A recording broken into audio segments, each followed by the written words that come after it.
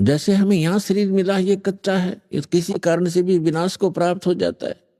वहां जो शरीर मिलेगा वो कभी विनाश को नहीं प्राप्त होगा। उसमें नाड़ी तंत्र नहीं है, उसके अंदर ब्लड प्रेशर, शुगर, कैंसर आदि कोई रोग नहीं होता। वहां वृद्ध अवस्था नहीं है और वहां सदा युवा रहते हैं। ऐसे आपका परिवार होगा और बच्चे होंगे, और एक स्थिति ऐसी आती है कि वो युवा होने के बाद फिर युवा ही रहेंगे, वो सदा वृद्ध नहीं होते। और इतने शुद्ध विचार हैं, किसी चीज का अभाव नहीं है, किसी वस्तु का अभाव नहीं वहां पर। यहां तो एक हीरा आपने शायद किसी ने जीवन में देखा भी नहीं होगा, हीरा। और वहां सतलोक के अंदर हीरों के तो पहाड़ हैं, जैसे यहाँ पत्थर के पहाड़ हैं, वहां हीरे ठोकरों में रले मिलेंगे आपको। और दूधों की दरिया बहती है, सदाबहार वृक्ष हैं, किसी चीज का अभाव नहीं, जहां बैठो कुछ खाओ। और सब पकवान आपको किसी प्रकार के पकवान, जैसे परमात्मा जब काशी में आए हुए थे 120 वर्ष रहे, तो एक बार किसी ने मजाक कर दिया था, झूठी चिट्ठियां डाल दी थी कबीर भगवान के नाम से कि सभी साधु संत आओ और कबीर साहब भंडारा कर रहे हैं। और उस समय लीला कर रहे थे, दाता एक गरीब कति एक सिंपल भगत की झोंपड़ी में रहा करते थे, 2 समय का मुश्किल से आहार होता था, और जिसके द्वार पर 18 लाख व्यक्ति आ गए। तो वो परमात्मा स्वयं गए अपने निज स्थान सतलोक में, और वहां से 9 लाख बैलों के ऊपर बने बनाई जलेबी, कचौड़ी, पकौड़ी, दही, बड़े, बूंदी, लाडू, सब कुछ भरकर, दाल, चावल, खांड, खीर, सब कुछ बने बनाया, और यहाँ सेकंड में लाता रहे। तो वहां सब वस्तुएं आपको उपलब्ध हैं। तो वहां कोई राग नहीं, कोई द्वेष नहीं। या तो हम कभी किसी जमीन के बंटवारे पर लड़ मरते हैं, जमीन वहीं रह जाती है और इंसान मर जाते हैं। तो ये वृत्ति खराब क्यों होगी हमारी? क्योंकि एक तो ज्ञान नहीं, और दूसरा हमारे साथ भगवान नहीं। जब हमारे साथ भगवान होगा और ज्ञान होगा, हमें किसी चीज का अभाव यहां भी नहीं रहेगा। जब तक आप यहां रहोगे, आपकी सुरक्षा होगी, आपके बच्चों की सुरक्षा होगी। तभी तो हम भगवान की खोज करते हैं कि हमारा परिवार सुखी रहे, हम भी निरोग रहें, हमारी अकाल मृत्यु ना हो। चलो मृत्यु तो ये मानते हैं हम बूढ़े में मर जाएं, लेकिन बीच में ना मरे। तो ये इस गंदे लोक में भी, इस नासवान स्थल पर भी, उस अविनाशी परमात्मा कबीर जी की शरण में आने के उपरांत ही हम ये सुख भी प्राप्त कर सकते हैं। तो ये ज्ञान हमें अभी किसी ने बताया ही नहीं, और परमात्मा आकर बताने की चेष्टा कर रहे थे। सन 1398 से सन 1518 तक 120 वर्ष परमेश्वर यहां रहे, एक जुल्हा गरीब की भूमिका, निर्धन की भूमिका की। अब वो भूमिका क्यों की? क्योंकि 5 दिन के अंदर इस समागम के दौरान हम आपको परमात्मा की रह रह कर विस्तार से, जितनी हमारी बुद्धि काम करेगी दास की, आपको सब कथाएं सुनाएंगे, तब समझ में आएंगी। चारों युग में संत पुकारे, को के कहा हम हेल रे, हीरे माणक मोती बरस, ये जग चुगता डेल रे।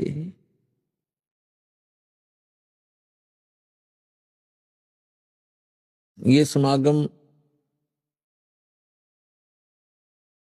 उस शुभ दिन के उपलक्ष्य में मनाया जा रहा है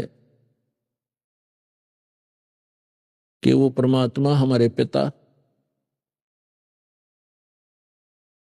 हम बालकों की गलती को अक्षमा करके जो हमने सतलोक में करी थी, क्योंकि सृष्टि रचना के माध्यम से आपको ये जानकारी होती है कि आप जी कैसे यहां फंसे थे इस गंदे लोक में, क्यों इतना कष्ट उठा रहे हैं। ये सजा है आपको, ये दंड है आपको यहां मिला हुआ है।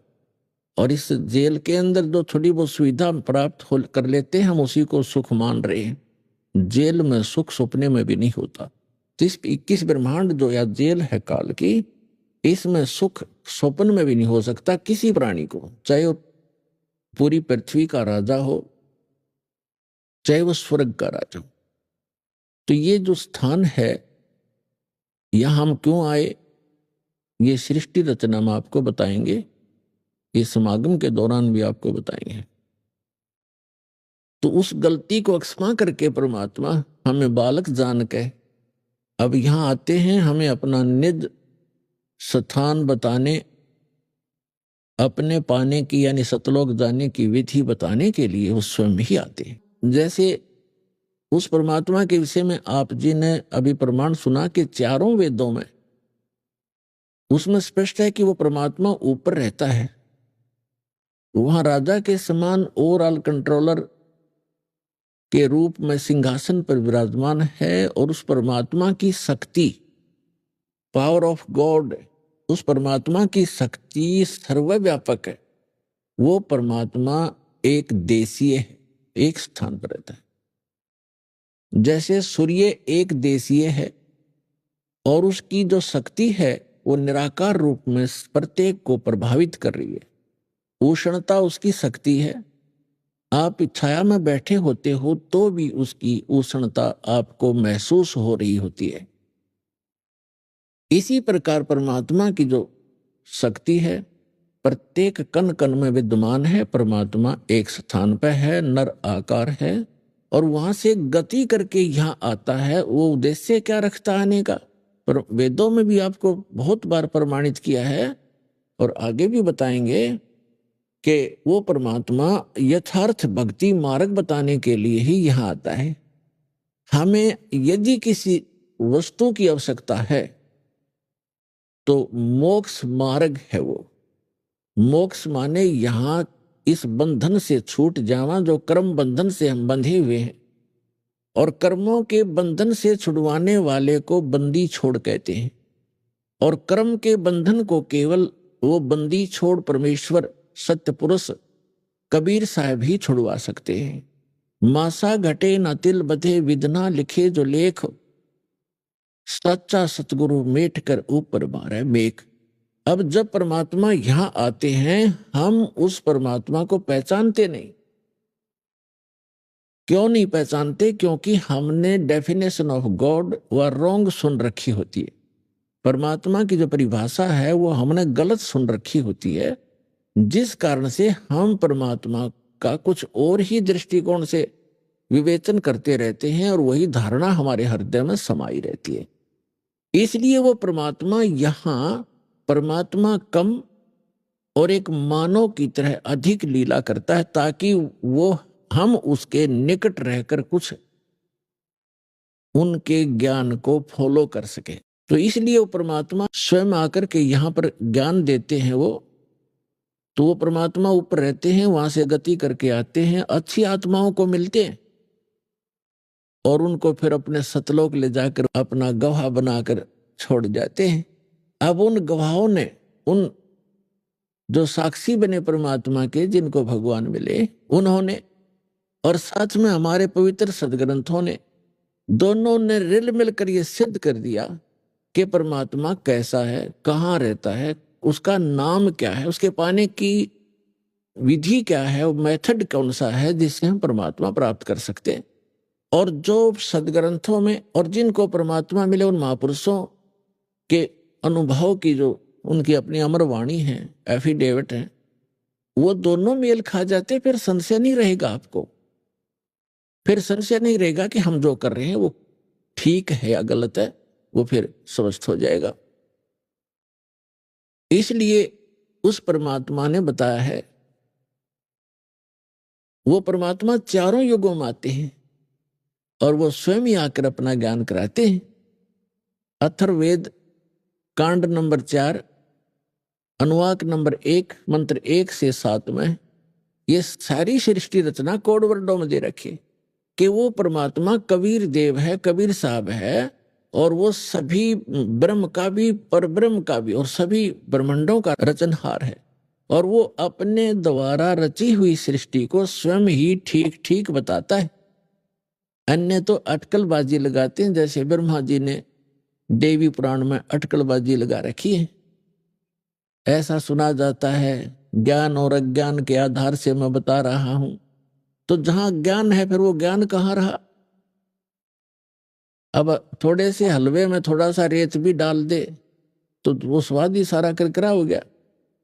इस प्रकार वो परमात्मा स्वयं आते हैं और क्या बताते हैं? चारों युग में संत पुकारे, को के कहा हम हेल रे, हीरे माणिक मोती बरसे, ये जग चुगता ढेल रे।